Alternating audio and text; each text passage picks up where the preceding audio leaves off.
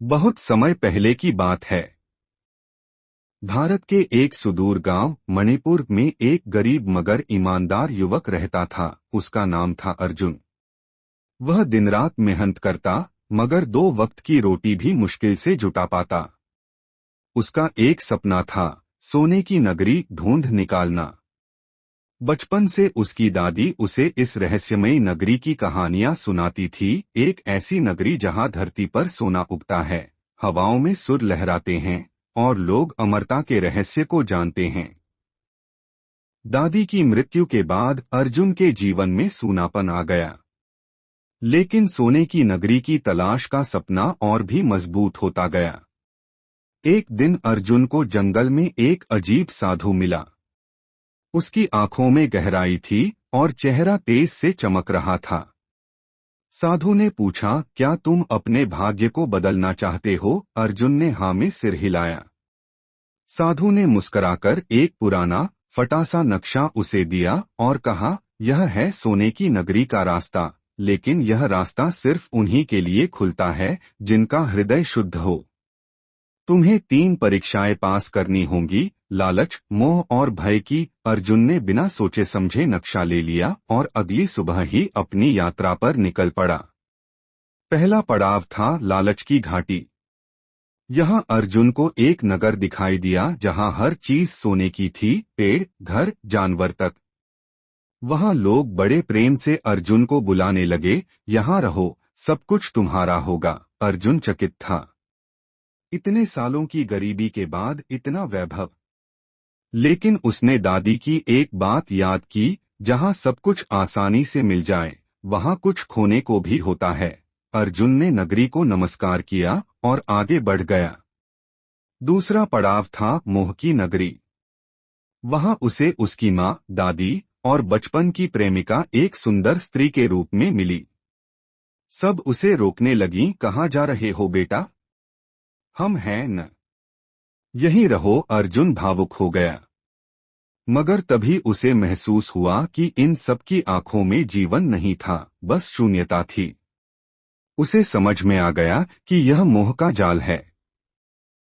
वह अपने आंसू पोंछकर आगे बढ़ गया। अब आया भय का जंगल, जहां अंधकार था, डरावनी आवाजें थीं और हर ओर भूत प्रेतों का भयावह संसार। अर्जुन ने अपनी आंखें बंद कीं और मन में कहा, जो सत्य की राह पर है उसे कोई नहीं रोक सकता। अचानक जंगल शांत हो गया, रास्ता स्पष्ट दिखने लगा। तीनों परीक्षाओं को पार करने के बाद अर्जुन एक बड़े पर्वत के नीचे पहुंचा। वहां एक द्वार था जिस पर लिखा था, स्वर्ण नगरी में प्रवेश उन्हें ही जिनका दिल सोने से ज्यादा निर्मल है। जैसे ही अर्जुन ने द्वार छुआ, वो चमक उठा और एक सुनहरी रोशनी से सब कुछ ढक गया। अर्जुन अंदर गया। वहां की दुनिया कुछ और ही थी। वहां लोग सादे वस्त्रों में थे, मगर उनके चेहरों पर शांति, प्रेम और ज्ञान था। वहां किसी को धन की लालसा नहीं थी, क्योंकि वहां असली सोना, ज्ञान और सेवा था। राजा स्वर्ण बुद्ध ने अर्जुन का स्वागत किया और कहा, जो इस नगरी में पहुंचता है वह संसार को बदलने की शक्ति पाता है। अर्जुन ने वहां वर्षों तक ज्ञान प्राप्त किया, सेवा की और फिर संसार में लौटा एक संत के रूप में। गांव लौटने पर लोग चकित रह गए। अब अर्जुन साधारण नहीं था, वह ज्ञानी, शांत और दिव्य हो चुका था। उसने पूरे गांव को सोने की नगरी नहीं, बल्कि ज्ञान और करुणा की नगरी में बदल दिया।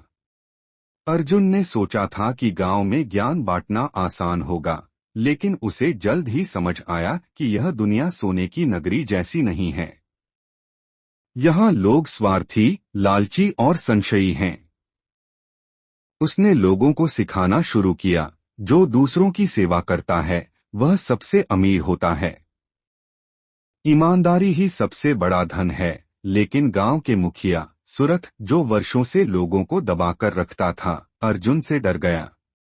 उसे लगा कि अगर लोग जागरूक हो गए तो उसका वर्चस्व खत्म हो जाएगा। उसने अर्जुन को बदनाम करने की चालें चलनी शुरू कर दी।